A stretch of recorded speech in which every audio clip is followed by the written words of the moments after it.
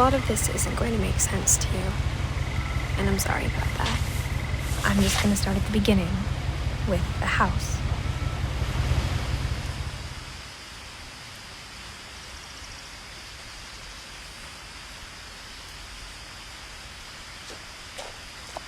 Someone had put up a chain link fence, but it looked like I wasn't the first person to hop it. My brother Milton disappeared when I was 4. It was like the house just swallowed him up.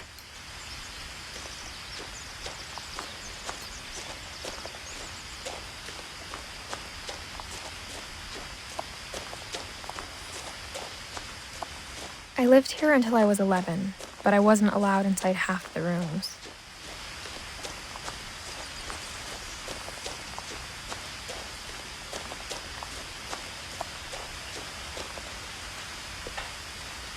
Inside the mailbox were bills from 7 years ago, marked urgent, open immediately.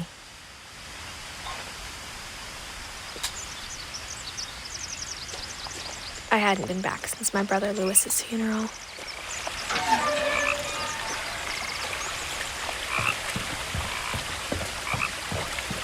In her will, my mother left me a key, but didn't tell me what it unlocked. Maybe she thought I'd know, or she thought that the mystery would be enough to bring me back.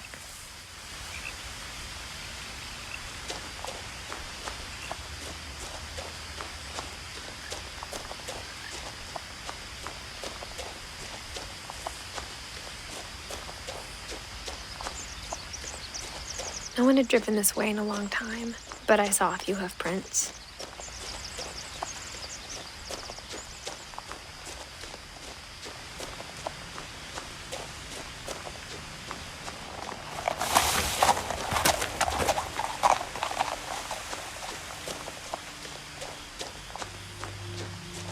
The truth is, even after I inherited the house, I never thought I'd come back to it.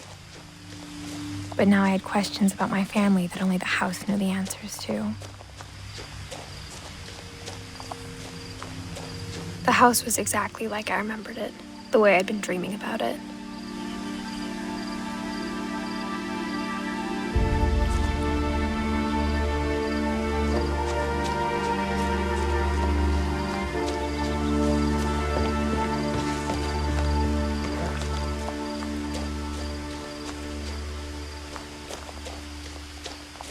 As a child, the house made me uncomfortable in a way I couldn't put into words.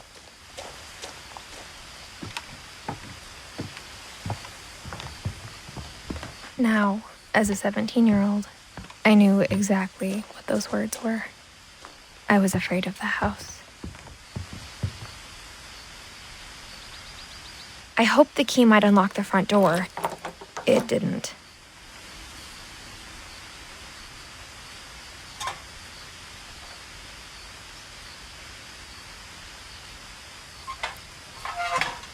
Looking in, I felt like the house itself had been waiting for me.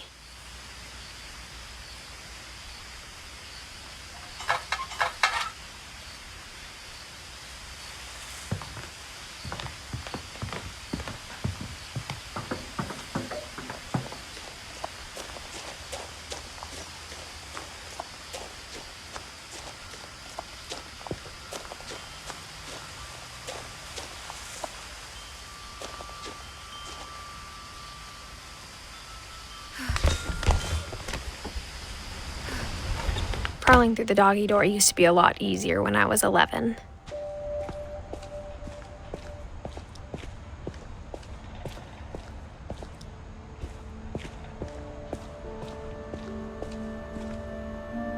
The power had been turned off the night we left. For the first time in years, I felt like I was home.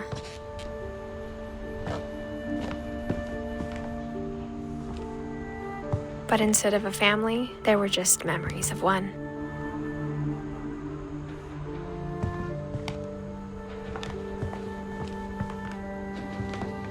Like how only one restaurant would deliver to our house, so we had Chinese a lot. Or how after Lewis started working at the cannery, we all got sick of eating salmon. Except our cat, Molly.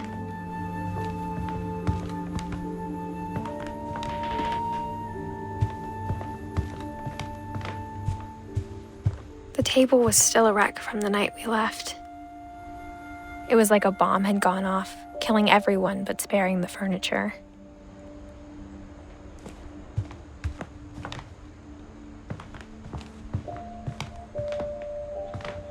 My mom was the only one of us who could imagine Great-Grandma Edie living in a nursing home.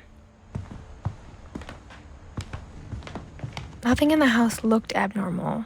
There was just too much of it, like a smile with too many teeth.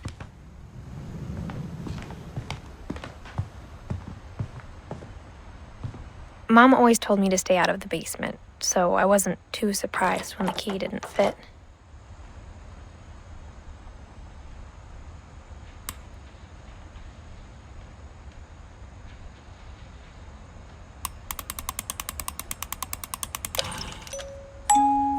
Great-Grandpa Sven built a music box for Barbara, along with the rest of the house.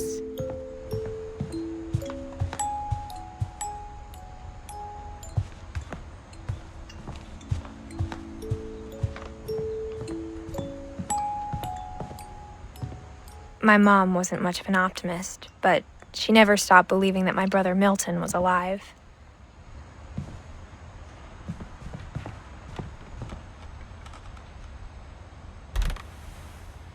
Edie told me once that every Finch who ever lived is buried somewhere in the library.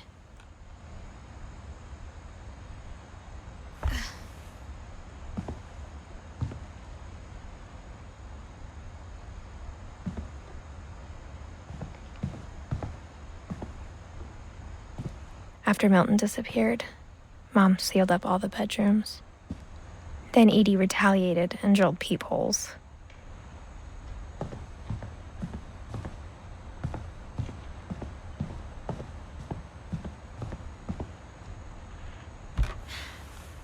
My Grandpa Sam spent 7 years sharing a room with his dead brother, Calvin.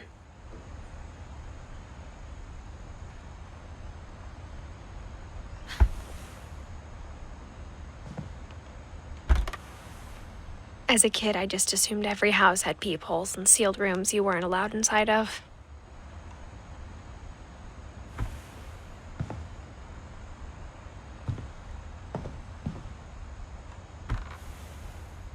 The last time I was in Edith Sr.'s room, I was 10 and she was painting my portrait.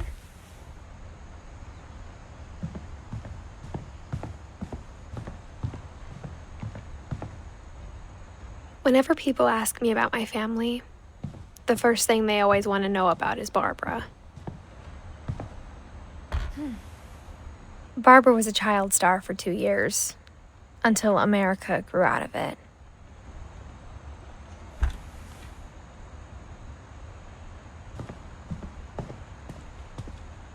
Mom must have locked the third-floor stairs on the night we left.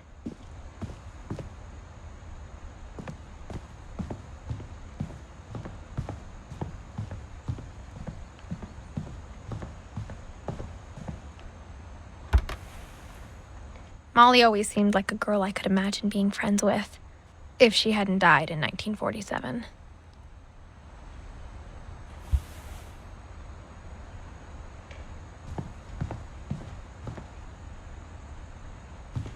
I spent a lot of time playing in Great Uncle Walter's room. I think my mom sometimes regretted not sealing it up. Lewis told me there were secret passages, but I never believed him.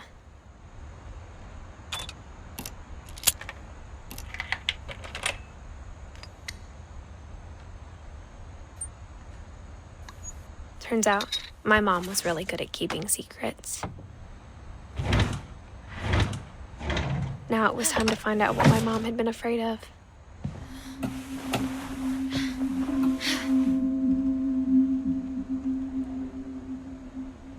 From the paintings on the wall, it was clear my brother Milton had been here before me. Reading this, maybe it sounds like I had a plan, but I had no idea what was behind that door.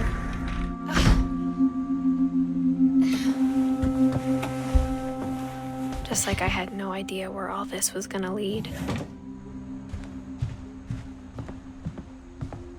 I grew up looking at Molly's room through the peephole. Molly's gerbil had a tiny bedroom with its own even tinier gerbil cage. Being inside for the first time, I felt like I'd stepped behind a painting.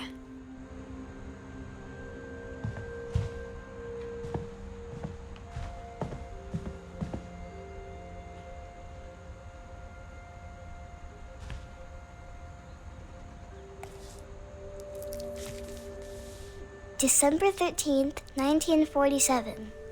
Dear Diary, I'll be gone soon, but I wanted to tell somebody about what's gonna happen. It started when Mom sent me to bed without dinner. I woke up and I was starving, so I looked around for something to eat.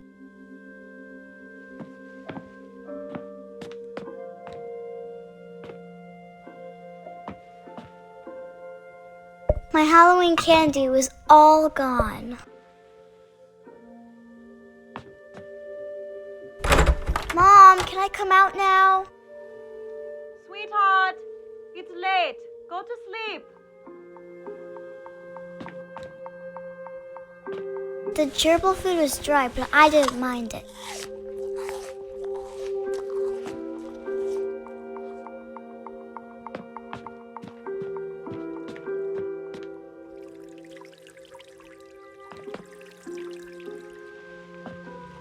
I thought about eating Christopher, but I held back.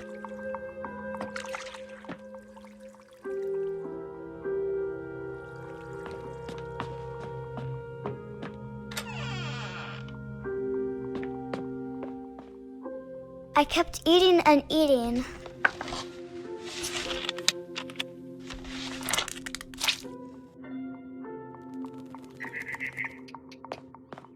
I ate a lot of things that night.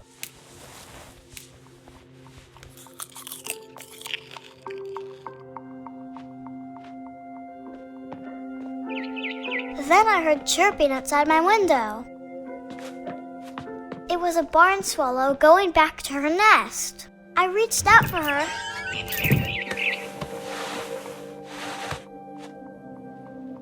And suddenly,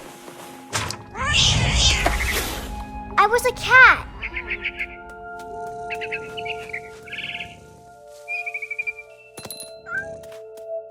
I tried to be quiet, but the bird was really scared.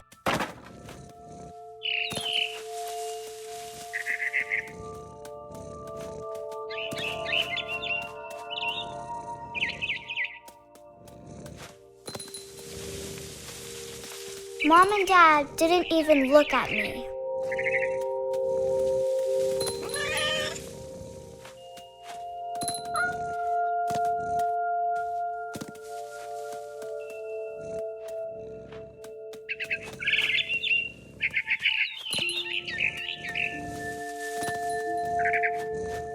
The babies were all gone.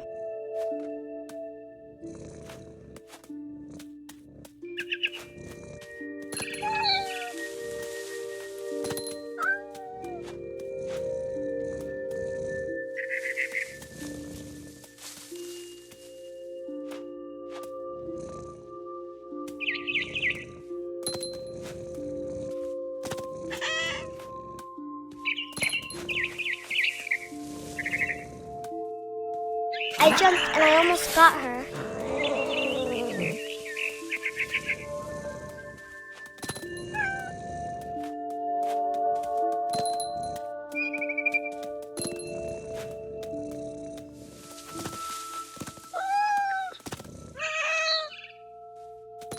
Now I was up in the big tree. I promised Dad I wouldn't climb it anymore. All I cared about was eating that mama bird.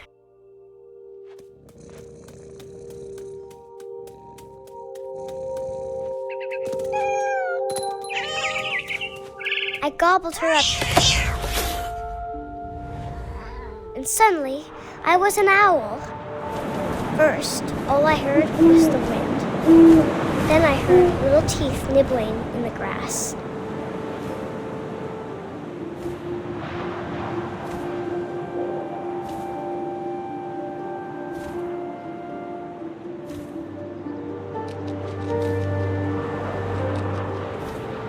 Rabbit. vignettes.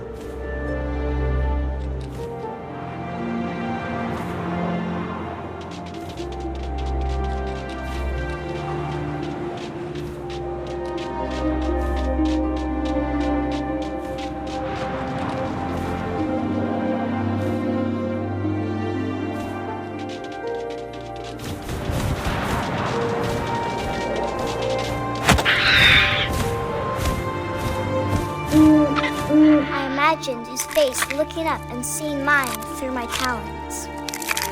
I swallowed him up, and I didn't chew one bit. Then I flew off to find something bigger.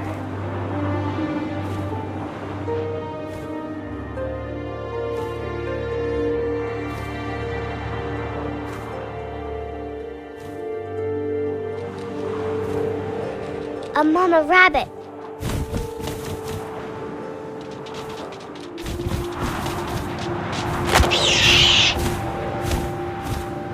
She was almost too big to carry. I started choking, but I couldn't stop eating. And suddenly, I was a shark.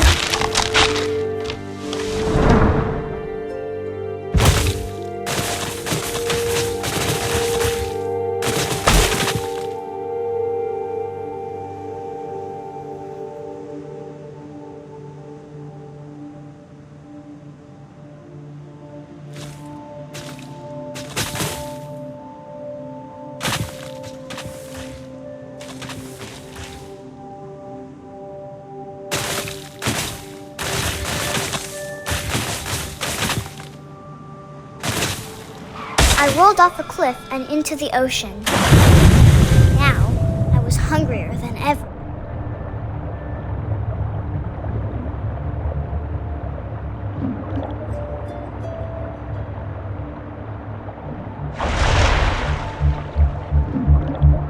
I wanted fat, juicy seals.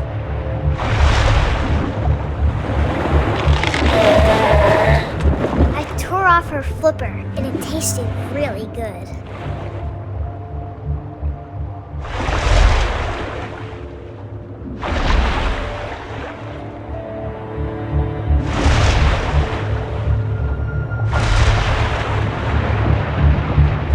I grabbed on tight. When I was so hungry, I jumped out of the water.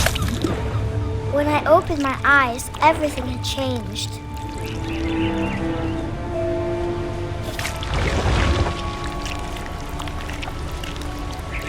Now I was a monster, and I smelled people everywhere.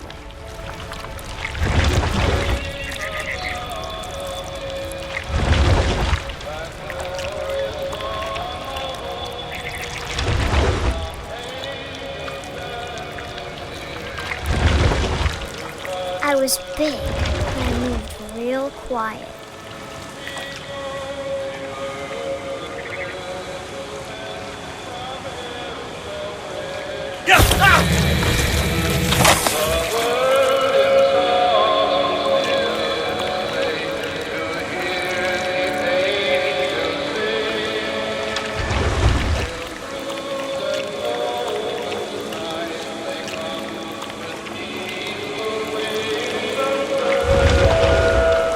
I wanted to stop, but also I didn't.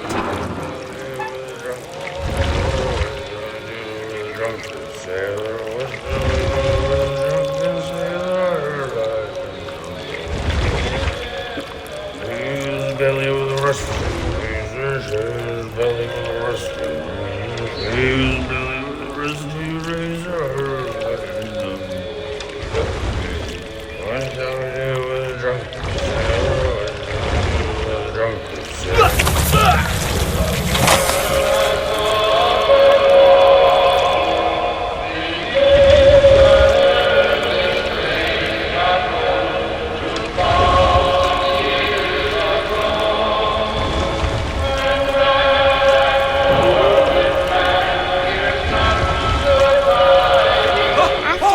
Passenger, I was still hungry. And across the water, I smelled something new. Something I had to have, so I swam towards it.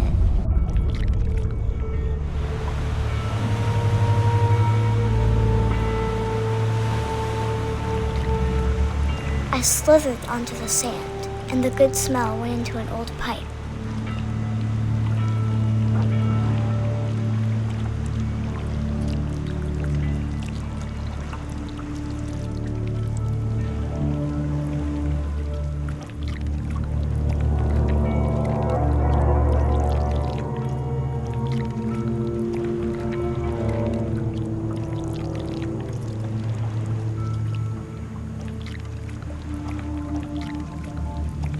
I got closer and closer.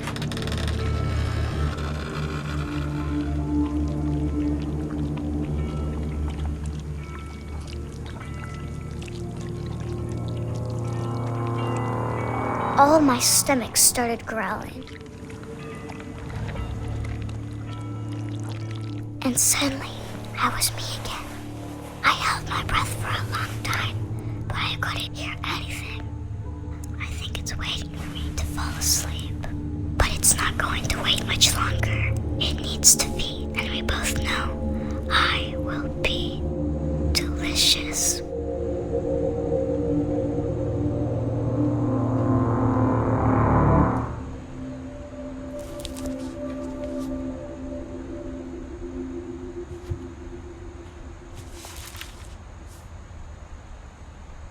I'm not sure if I believed all of that, but I'm sure Edie would have.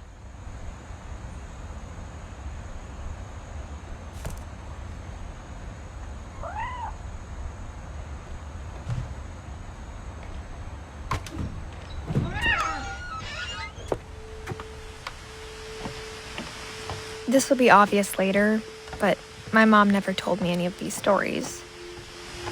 Edie would have, but Mom didn't like bringing up the past. Though, when we adopted a stray kitten, she was the one who named it Molly.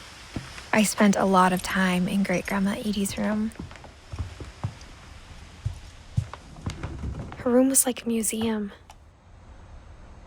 For 500 years, the Finches have been famous throughout Norway for their fortune and misfortune. Odin Finch buries the latest victims of the family curse, his wife Ingeborg and their newborn son, Johan. On January 7th, 1937, he set sail with his family and his house, hoping to leave the curse behind. But 40-foot waves off the coast of Washington send the house and Odin to the bottom of the sea. Odin's daughter Edie, with husband Sven and baby Molly, step ashore on their new home, Orcas Island. Odin Finch is the first to be buried in the new family cemetery. His daughter Edie is already dreaming of a new Finch house.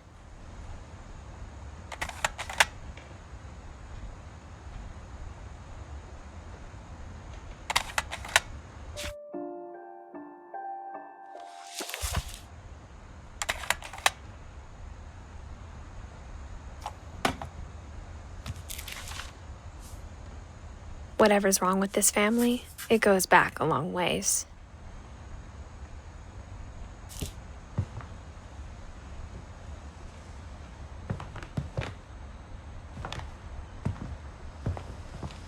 Edie knit me a new pair of gloves every year. Louis died a week before we left, but Edie had already started to memorialize him. When Edie told people Sven was killed by a dragon, she could also have said he was building a dragon-shaped slide that collapsed. Edie gave a big interview about a mole man living under the Finch house. My mom was furious. I hadn't thought of myself as Edith Jr. for a long time. One summer, they evacuated the island, but Edie refused to go. For a few weeks, she was a celebrity. Even in her 90s. Sometimes Edie seemed a lot younger than my mother. The only trace Grandpa Sam's first wife, Kay, left on the house was the pink bathroom. It was a pretty big trace.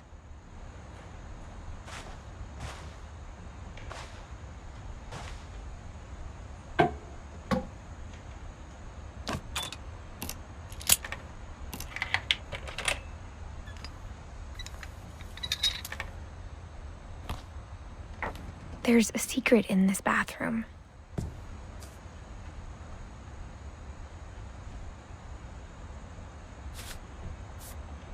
It's in the last place you would look.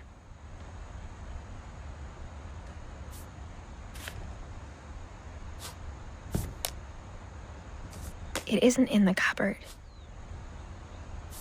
It's hidden in this book.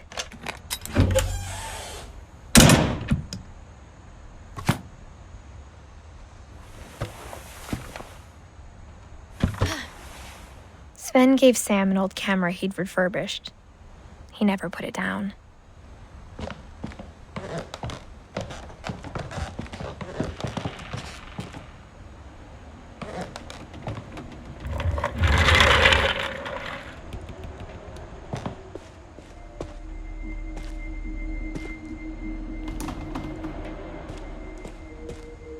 I knew Grandpa Sam had a twin, and that he never talked about him.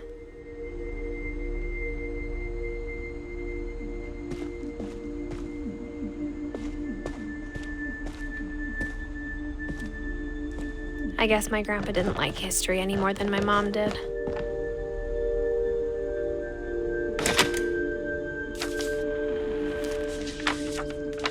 How I Want to Remember My Brother by Sam Finch. The thing I remember is that when he made up his mind, that was it.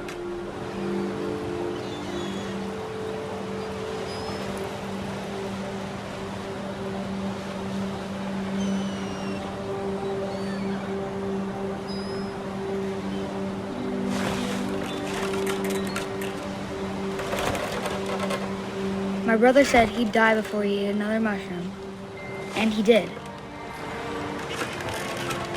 At Barbara's funeral, we swore we'd never be afraid again, and he wasn't.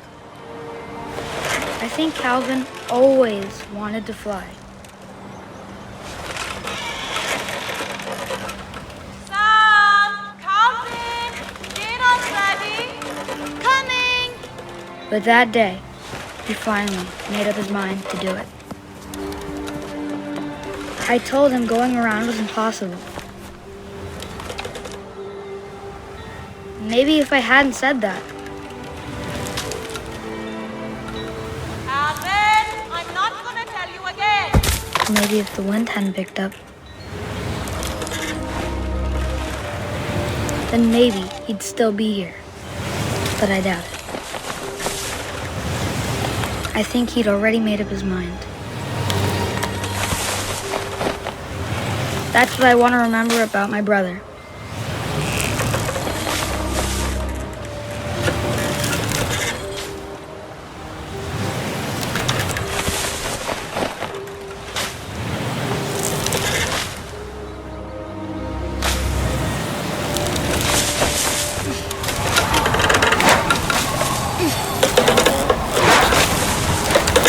The day he made up his mind to fly.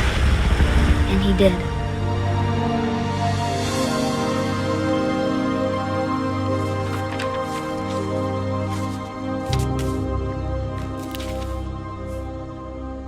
Calvin's story felt strangely familiar. When I was younger, I remember trying to do the exact same thing.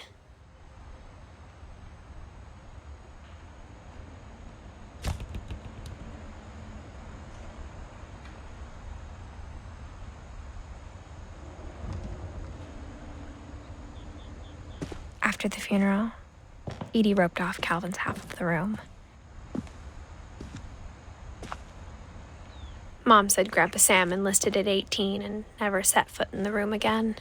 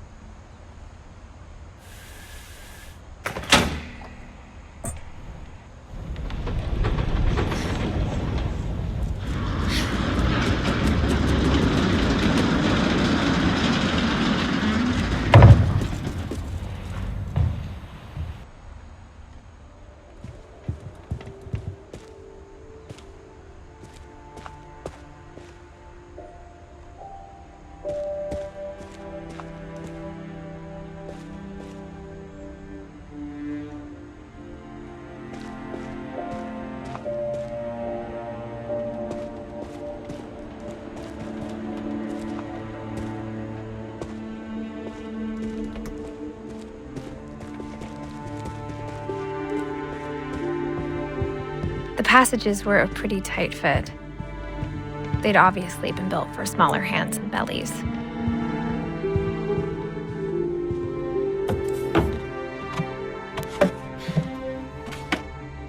Growing up, I always thought of Barbara as a child star.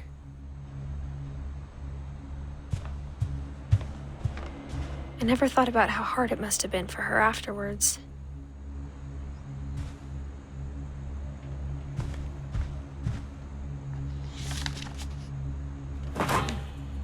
Of all the stories people wrote about Barbara's death, I'm surprised Edie saved this one.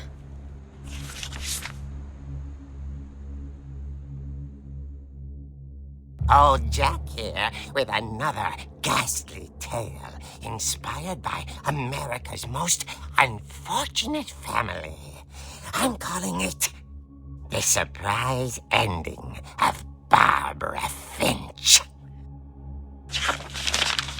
As a child star, Barbara was famous for her scream. Now at 16, she was all washed up. A has-been. But in a lucky break, she'd been asked to perform her signature scream at a local convention for monster movie fans. It was just the boost her career needed. Unfortunately, her scream hadn't aged well. Getting better. I think you just need the right motivation. Her biggest fan and current boyfriend, Rick, was about to demonstrate when...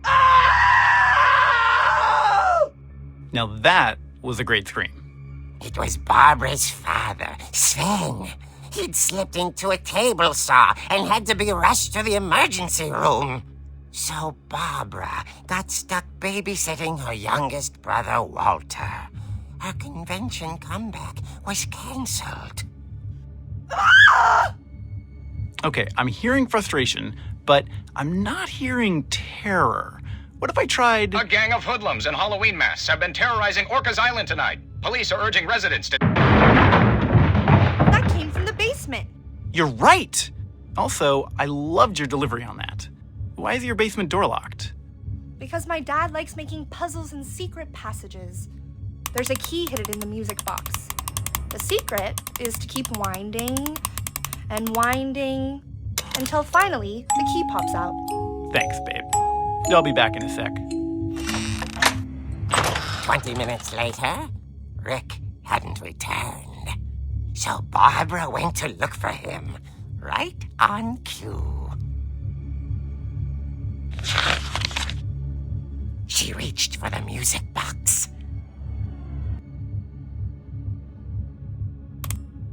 And as she wound the key, she listened for Rick, but the house was silent.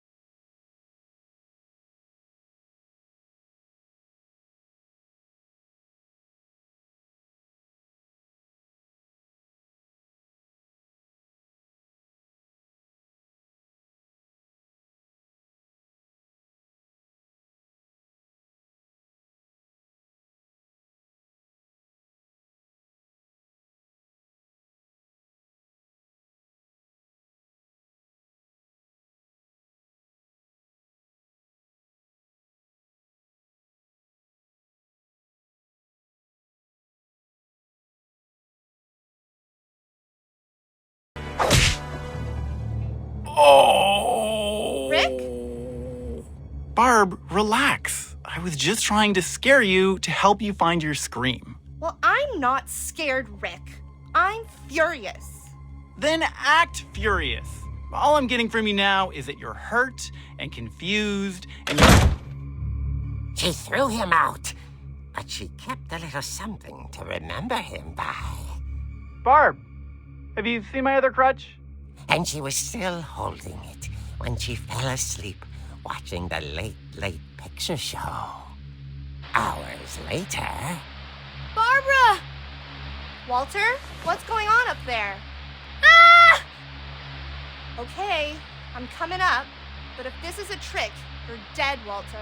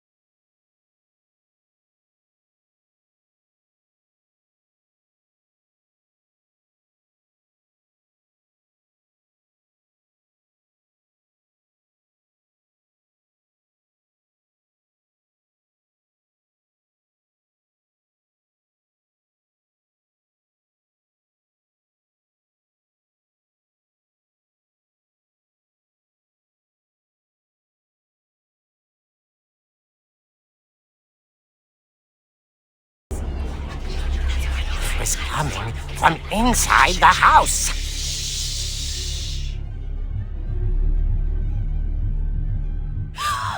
Oh dear.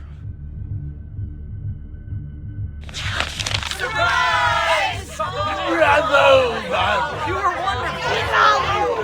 monsters had come to surprise her.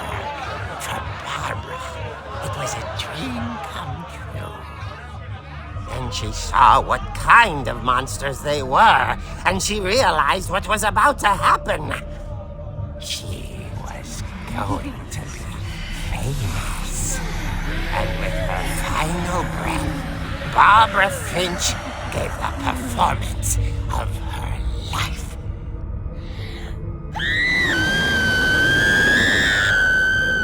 I wasn't there myself, but I hear Barbara was magnificent.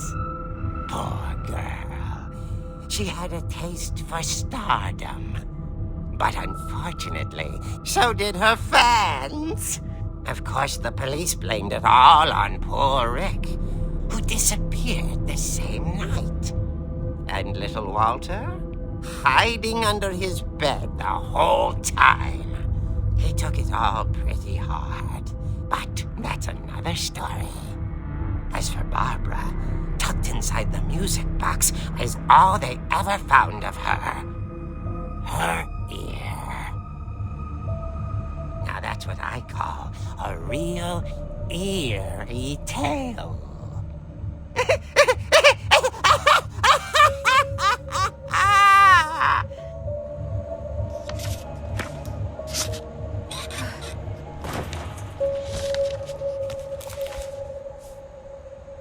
Edie told me all Barbara wanted was to be remembered, as absurd as that comic was.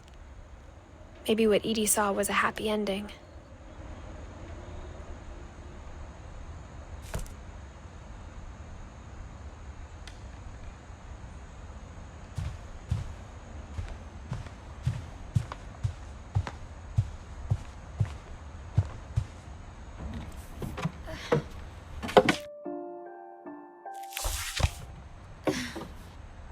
I guess now I know why Mom didn't like me playing with the music box.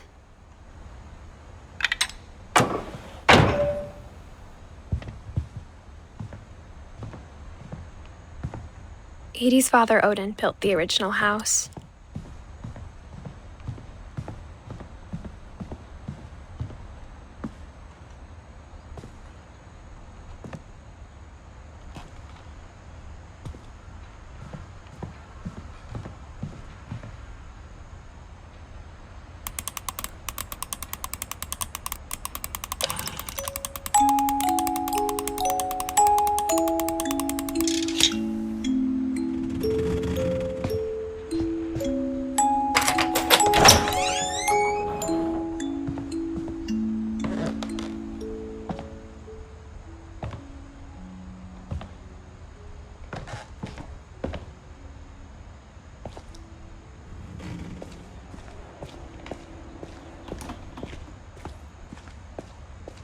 Mom said the basement was off limits, unless I wanted another tetanus shot. I saw Edie sneak down to the basement once, carrying packages. I thought maybe she was hiding presents. It turned out she was hiding a lot more than that.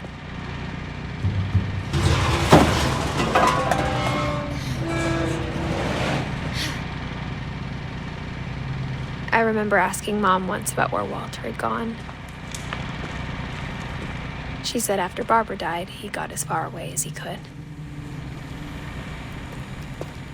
If there's a pattern in all these stories, I think it's that none of us has gotten very far. Goodbye, everyone. I can't believe I've been down here for 30 years. On that first day, after the shaking started, I didn't think I'd survive a week.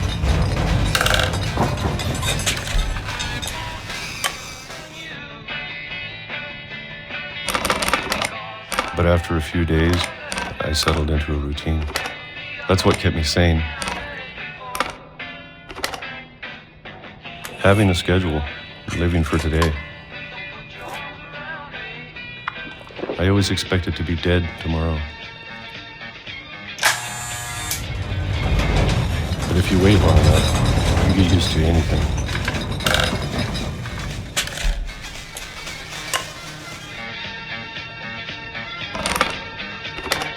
Even a monster on the other side of the door starts to feel normal. Almost friendly.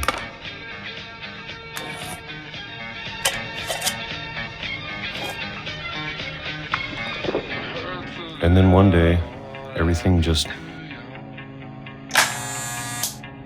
stopped. Whatever that thing was, it was gone. Maybe it got tired of waiting. Or maybe I just got tired of being afraid.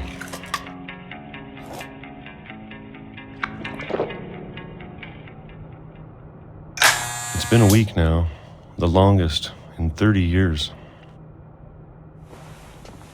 I'm done waiting. I have to leave while I still can.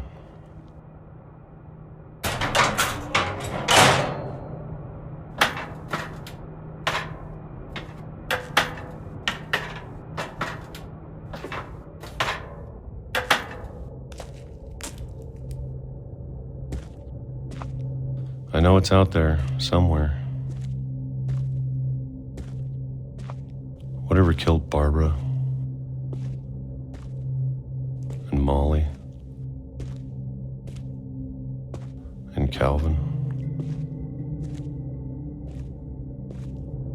Maybe this is all a mistake. But I need to stop living the same day, even if it kills me.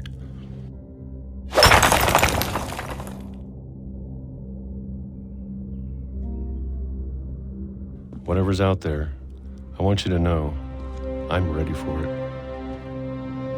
I'm going to appreciate all of it, especially the food. I don't mind if I only have a year left. Or a month.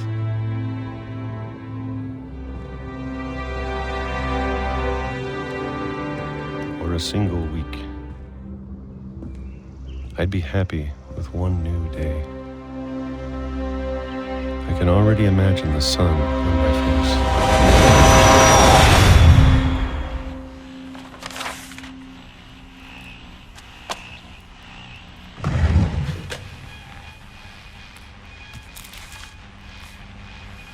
Walter died when I was 6. I can't believe my mom never told me he was down here.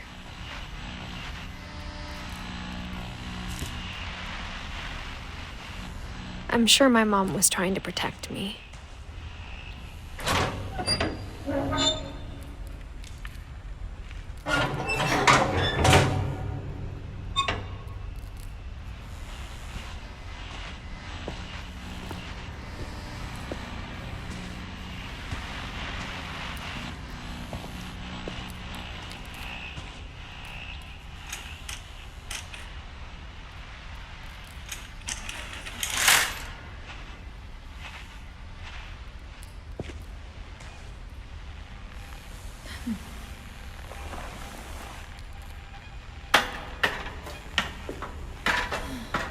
Maybe she was afraid I'd end up like Walter.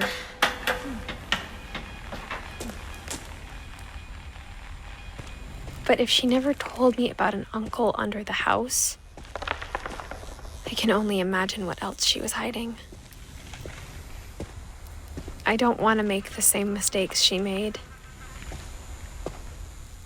Trying to bury something that's still alive.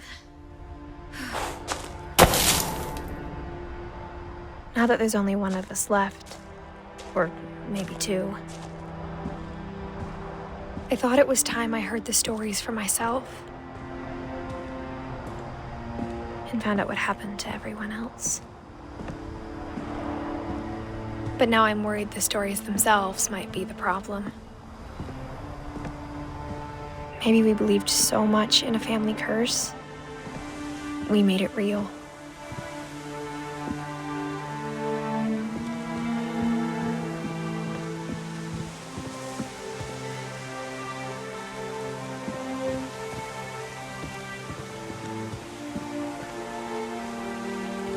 I don't know if I should even be writing this.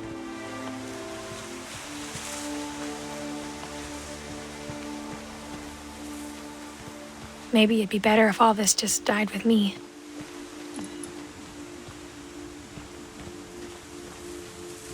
But I thought you should know about your family.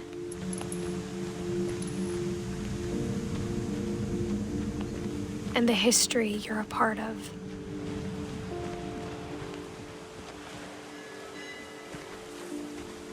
Though to be honest, I feel as lost as you probably do right now.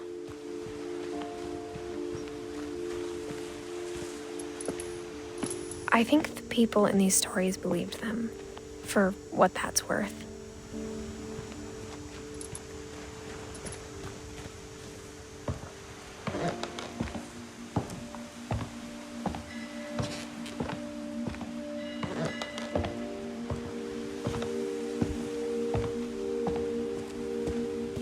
And when you look at the house, that history of imagination and stubbornness and madness, any of it seems possible.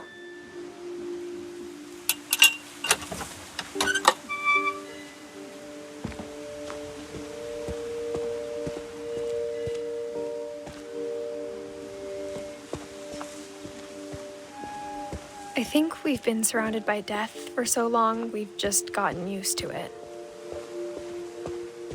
What kind of family finishes building a cemetery before starting the house?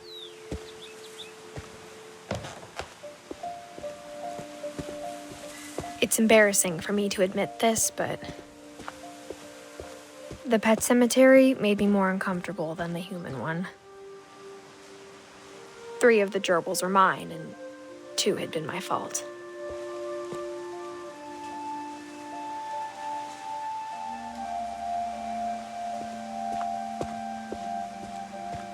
Sven built the house, but it was Edie who designed the cemetery.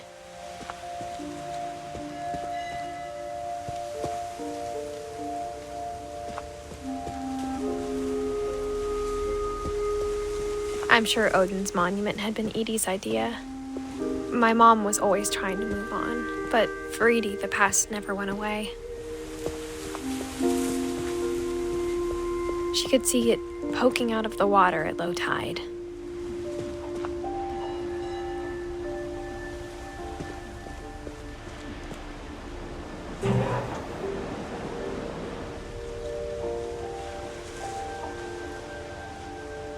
Edie said she dreamed about the old house every night.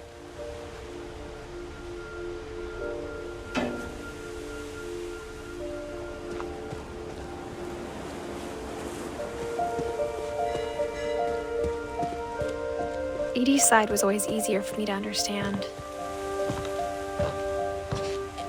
But the older I get, the more I can see where my mom was coming from. Her dad had been pretty strict, but it wasn't enough to save her brothers. She was just trying to do better.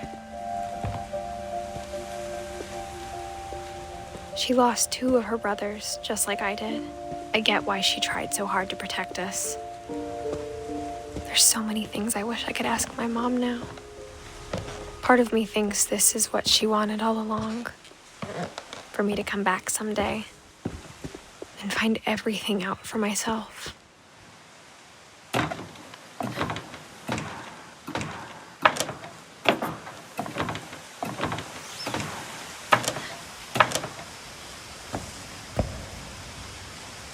But looking back on it now, if she told me there was going to be so much climbing, I never would have come when I was 22 weeks pregnant.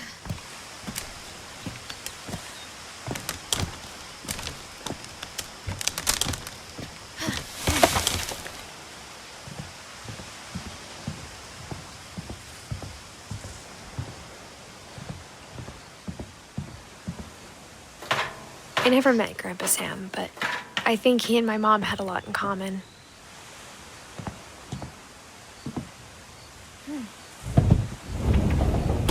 They were both pretty intense.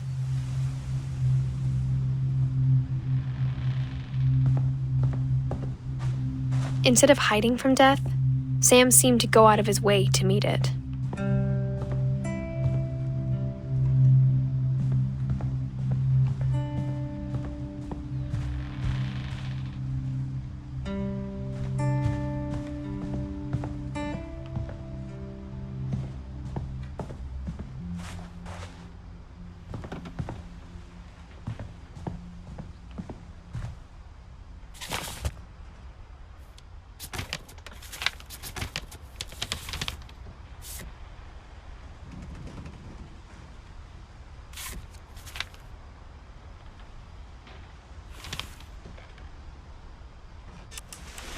Dawn, I promise, you'll never forget this weekend.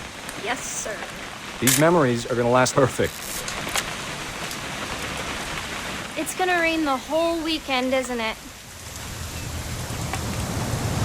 I will never forget this weekend, Dad. That's okay, got it. I'm gonna take some pictures, okay? Just be careful. That camera's older than you are.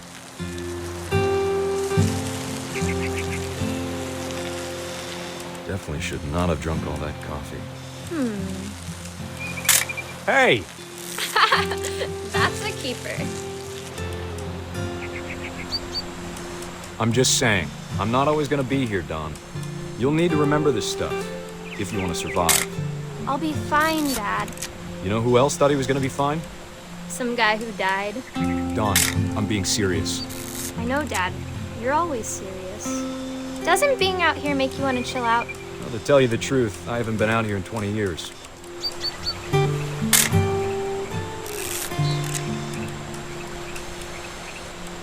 Dad! Good eyes, Don.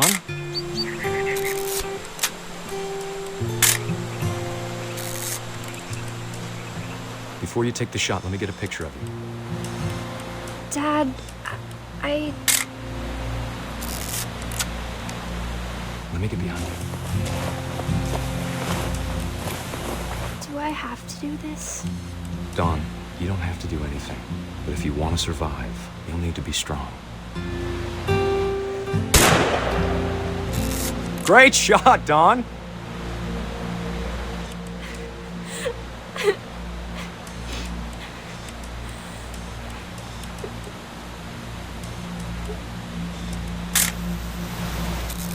I'm proud of you, Don.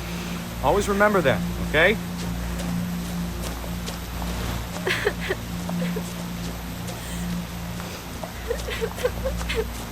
Dad, it's twitching. I think That's it's totally normal, Don. Just focus on the camera. Try not to think about— Dad!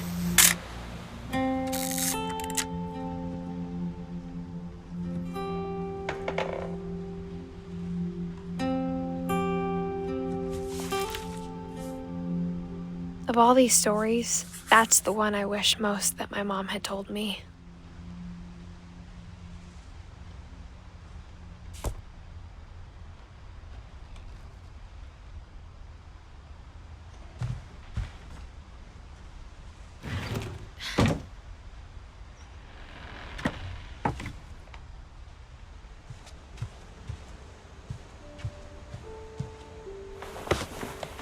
After Sam died, my mom and Edie got really close. They'd both lost a lot.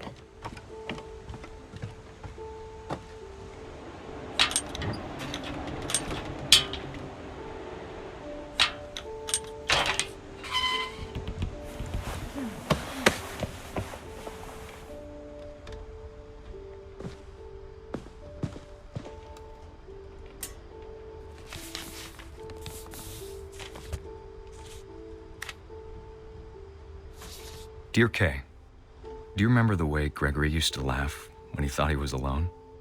Like something funny was happening, but only he could see it.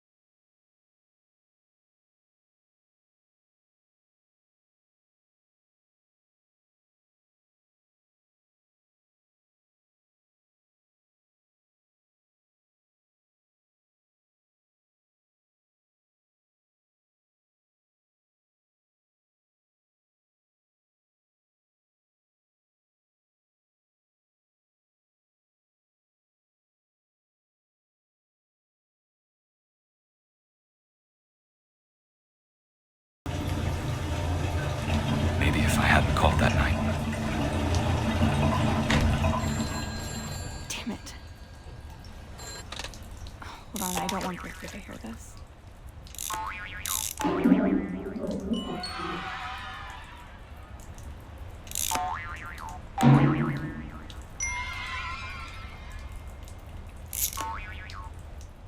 I wish he could have told us about the world he saw.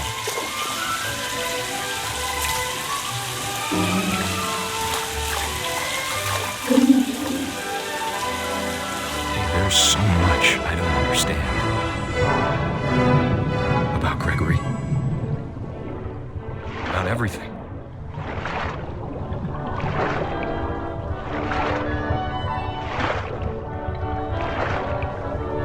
But I know what happened wasn't your fault.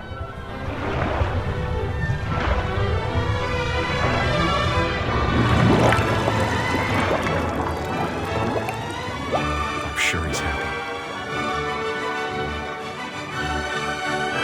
And he'd want you to be happy too. Good luck, Kay. Love, Sam.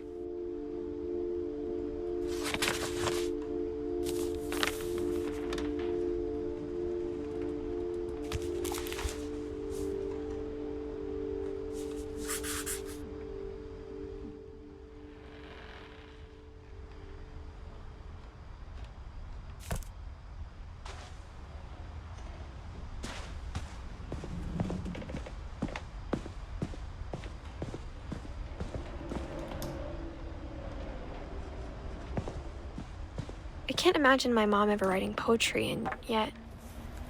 A poem for Gus, who always said the wedding was a bad idea. Our father never hit us kids, at least not very hard, before the day my brother said with teenage disregard that he'd be dead before he'd see a wedding in our yard.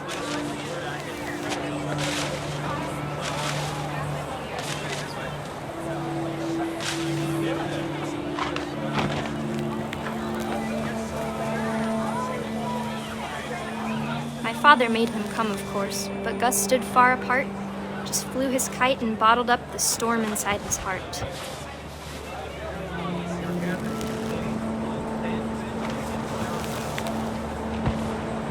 I tried to talk him out of it, but though he'd never met me, we don't need a stepmom, were the words that I now pronounce you husband and wife. You may kiss the bride.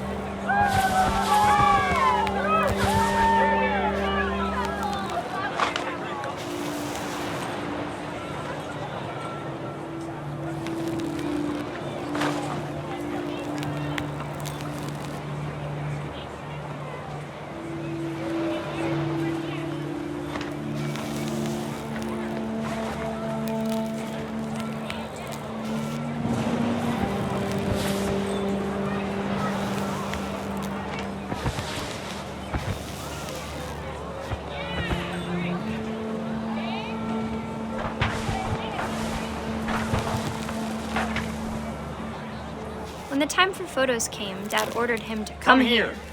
But Gus declined, and as a sign held up his middle finger.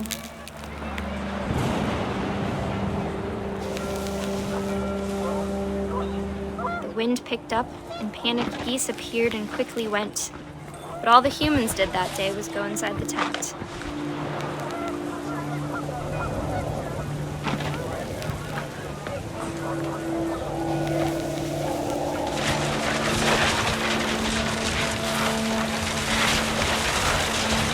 Rain came down in buckets then, but no one seemed afraid that nature might destroy the tent our dad had crudely made.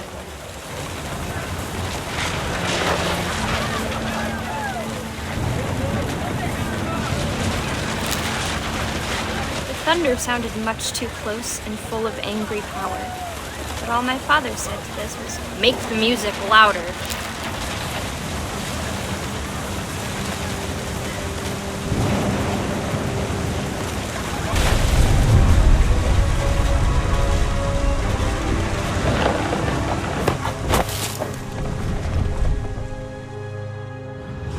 I wish that I could truly say I thought about you on that day.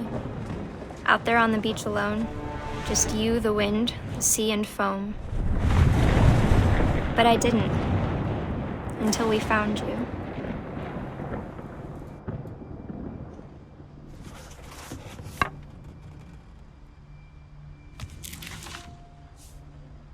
She never talked about him, but Mom told me once if I was a boy, they were going to name me Gus.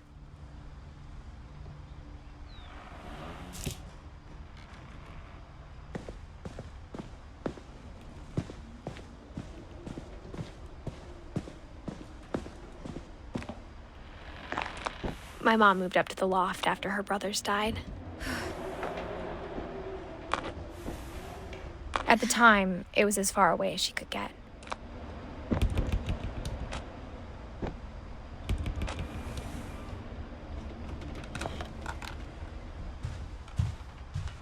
She spent a summer building houses in Calcutta, where she met my dad, Sanjay.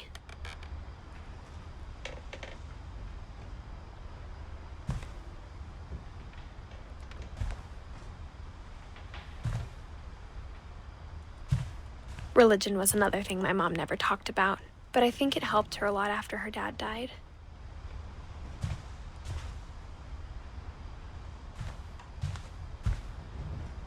My mom moved to India a week after graduation and got a job teaching English. Louis was born a year later.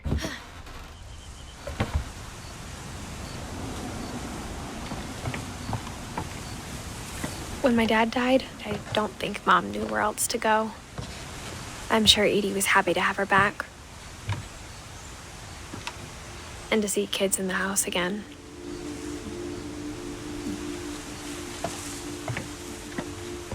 The house had to get a little bigger, but Edie was used to that.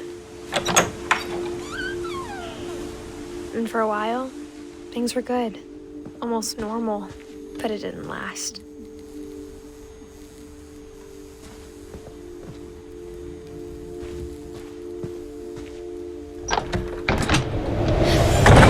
The beginning of the end was Milton's 10th birthday, when Edie gave him a castle.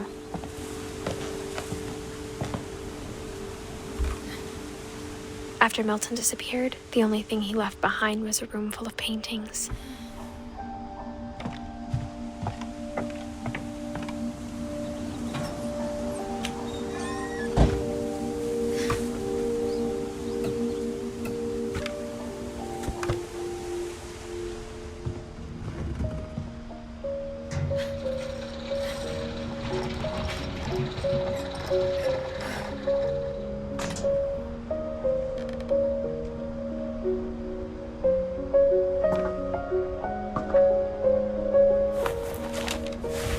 Milton Finch in The Magic Paintbrush.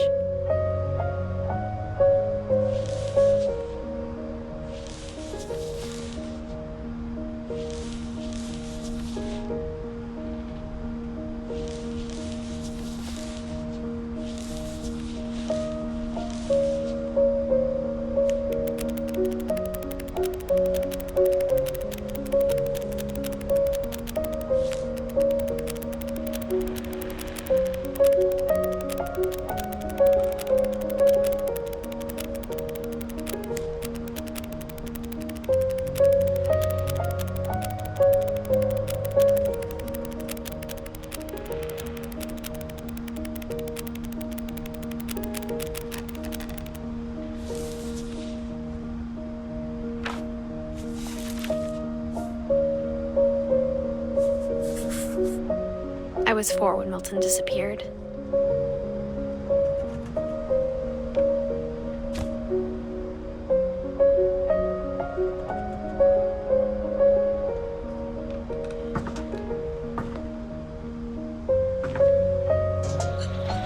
Mom spent months searching for my brother. Then she sealed the doors.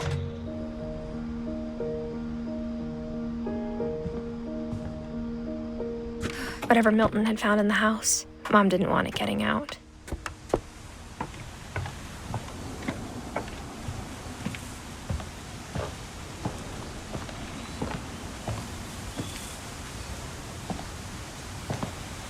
Mom definitely blamed Edie, but I think Louis blamed himself. After he graduated, he just spent more and more time in his room, until Mom got him a job at the cannery.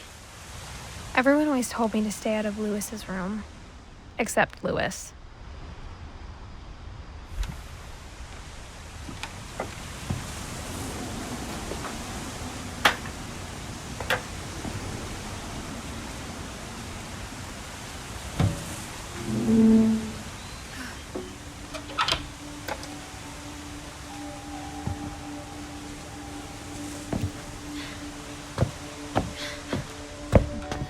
Lewis's room smelled very, very familiar.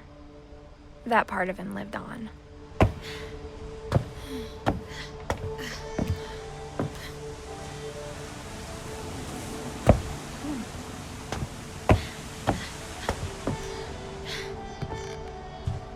Lewis and I spent a lot of time playing games together, but he was surprisingly bad at them. He died a lot.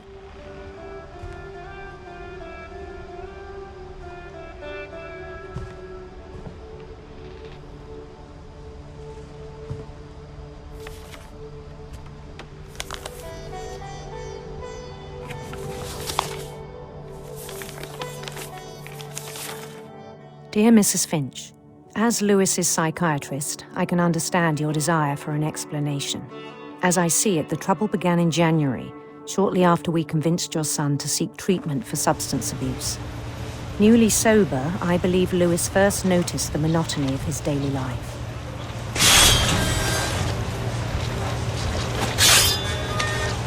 He kept working at the cannery. But he withdrew part of himself. In our sessions, I saw the same behavior. His mind began to wander. I asked him to describe it. He said he started small, imagining a labyrinth.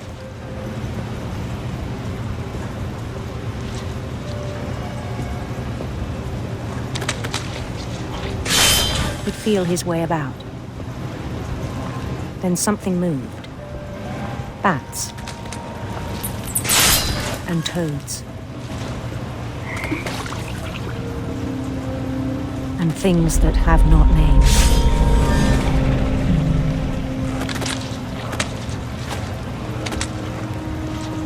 He knew it was all in his head.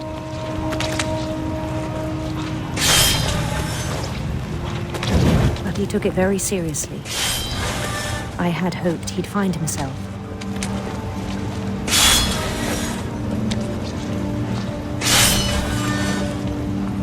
But he found something more. I worried about him then, daydreaming at the cannery. I spoke with his boss.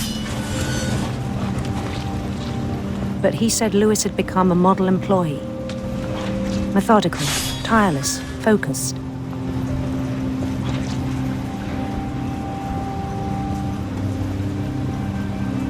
Like a whole new Lewis.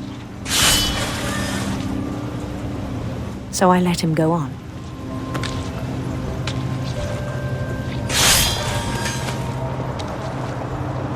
I even encouraged him. It seemed very promising at first.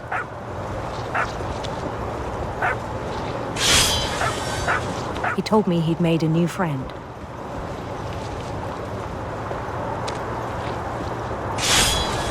On the edge of a city he named Lewis Topia.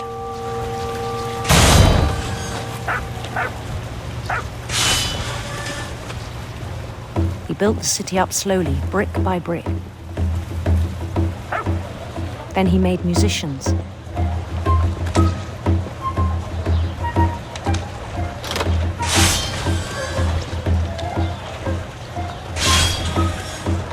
And songs for them to play.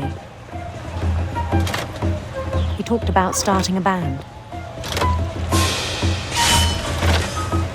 And he was always humming something.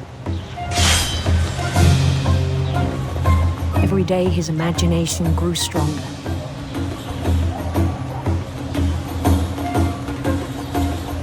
He no longer spoke at the cannery. But his chopping was as reliable as ever. Then one day it struck him that all the cheering crowds, even the stones under his feet, were all in his imagination. So he could do whatever he wished.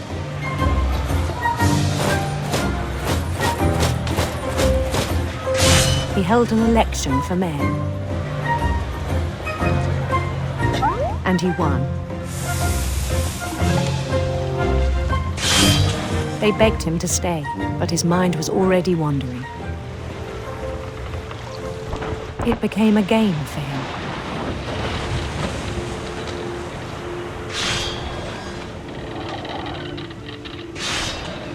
He'd conquer a city, then immediately push on.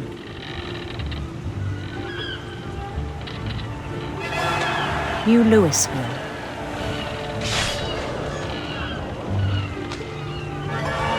St. Louis.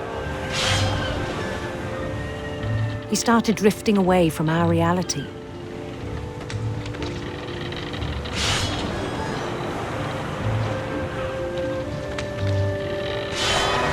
Minneapolis, until one day he forgot to go home from the cannery. Even as his mother pleaded with him, part of Louis kept sailing on.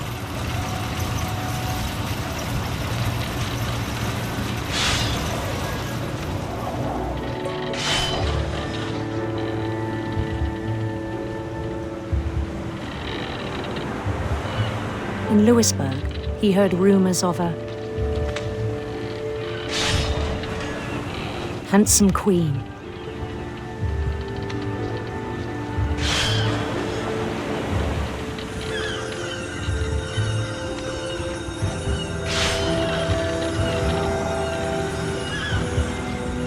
The queen was on her own quest for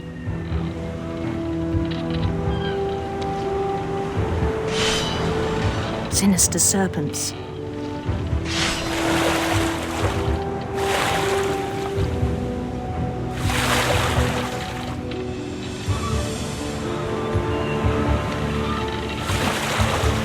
He followed the sound of her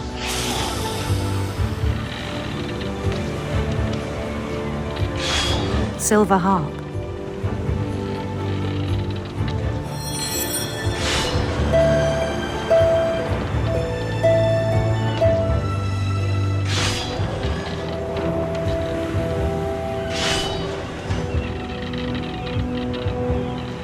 His chase led him to a golden palace east of the sun and west of the moon. Even then, his logic remained sound. He knew the world was all in his imagination.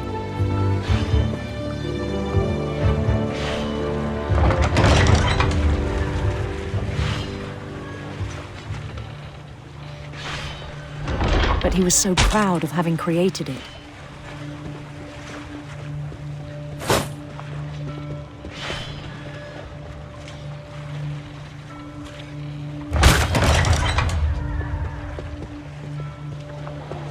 In his own eyes, he'd become something greater than a king.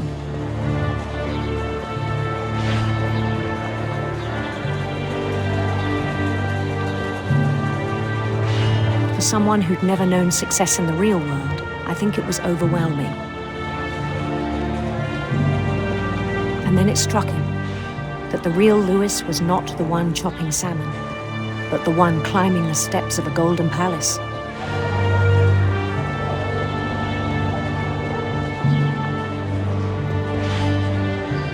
My imagination is as real as my body, he told me. It was hard to argue with him.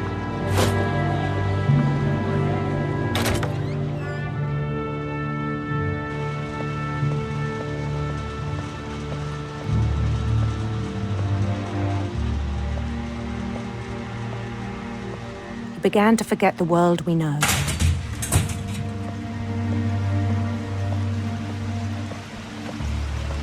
I think it pained him to remember Louis, the cannery worker.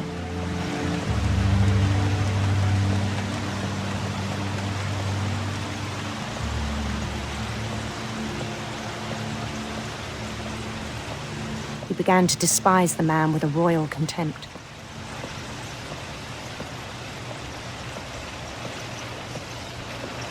I still thought I could save him. Even after he said he was being crowned king over all the lands of wonder. The palace would be packed with his companions.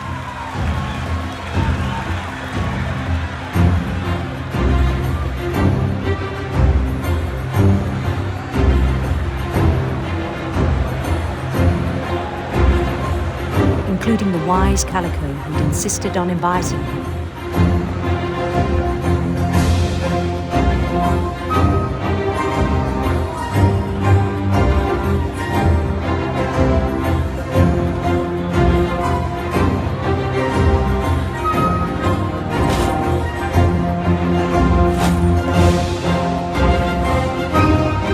His queen waited, holding his crown.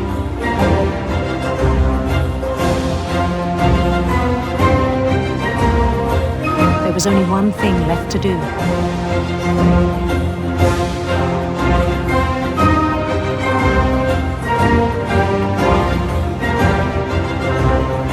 Bend down his head.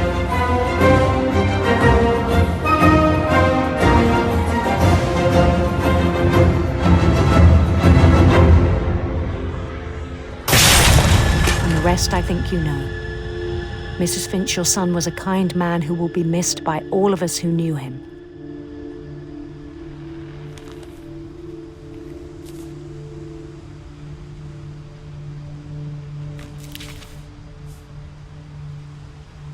My brother was really cool. I wish you could have met him.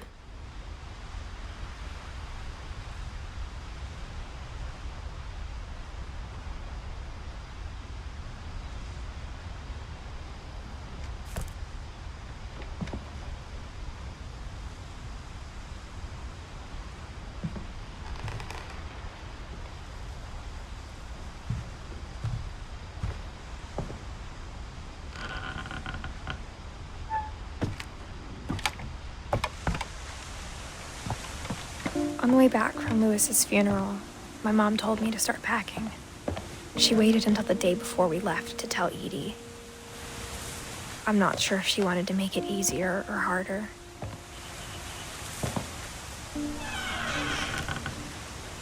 I wish we'd stayed. But I understand why we left.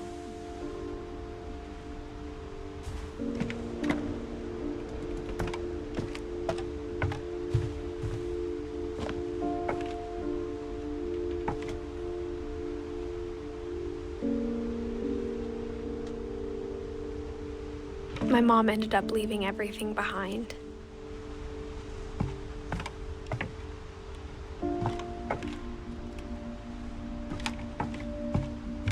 What happened that night had been coming for a long time. Maybe it should have come sooner.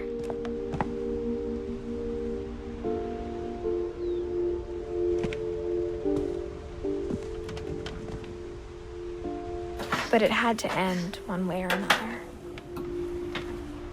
All that's left now is to tell you about that last night.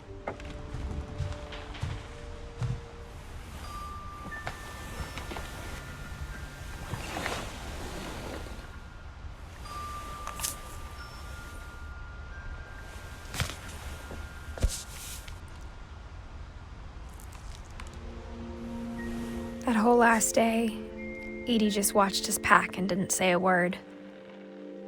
Until supper, when she raised her glass and said, "To our final night together, and all our final nights apart." Grandma, you know what I said about alcohol.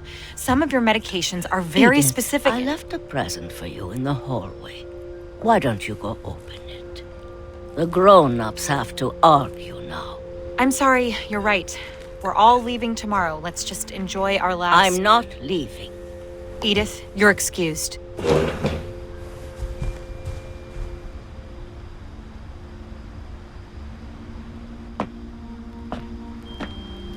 The power had been shut off that morning, but Edie always had plenty of candles. When my mom sealed the library, I don't think she knew about the other entrance, or that Edie had a key to it.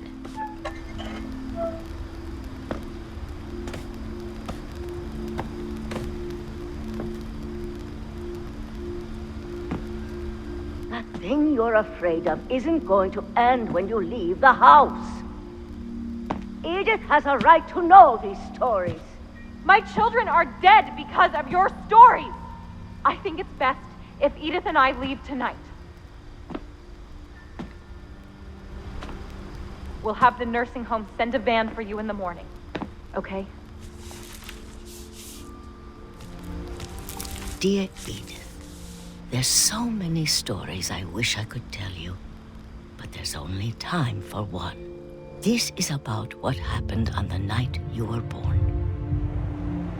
That night, the tide went way, way out. It was the first and last time I ever saw the old house aground.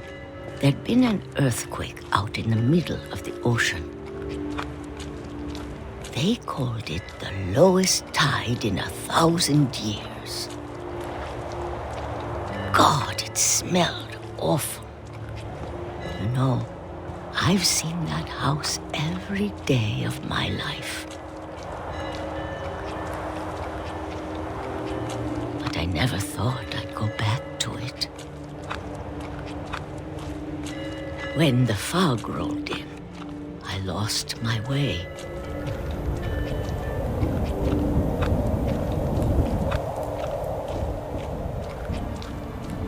I got turned around.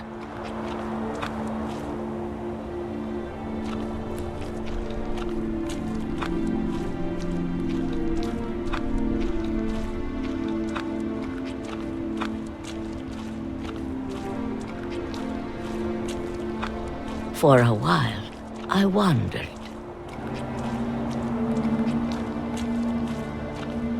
I started seeing things.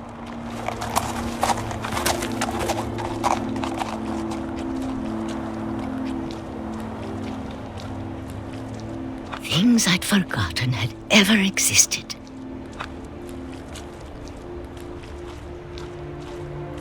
But when I saw them, they felt like old friends.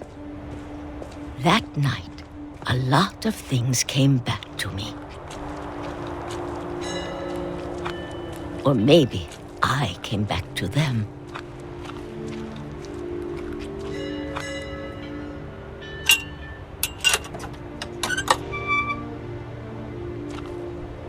Things I can't explain, but that I need you to try and... Edith, what are you doing in here? It's mine. Edith! Mom, you're gonna rip it! Let go! I kicked and screamed, but Mom dragged me to the car.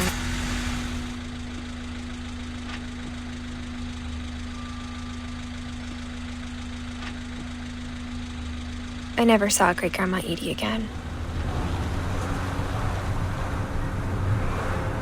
The next morning, the band came to pick her up, but she was already gone. After that, we moved around a lot.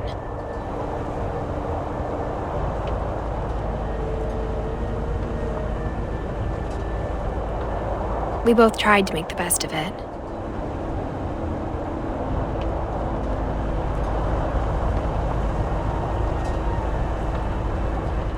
A few years went by.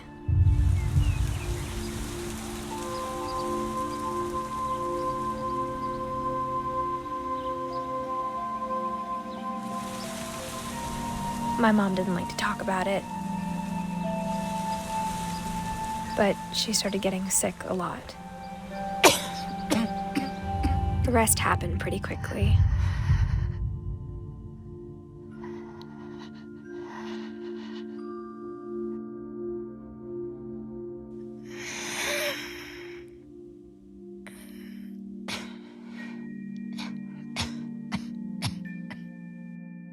She got better for a while, and then she didn't. And then I was alone.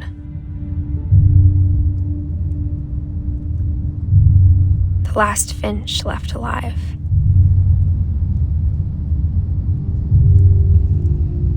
Until I found out about you. I'm still not sure what to tell you about all this.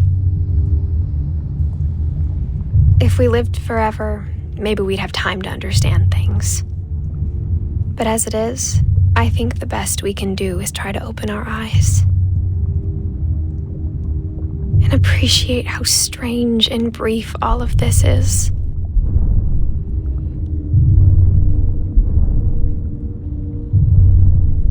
This journal was supposed to be for you. But now I hope you'll never see it. I just want to meet you and tell you all these stories myself. But I guess if you're reading this now, things didn't work out that way.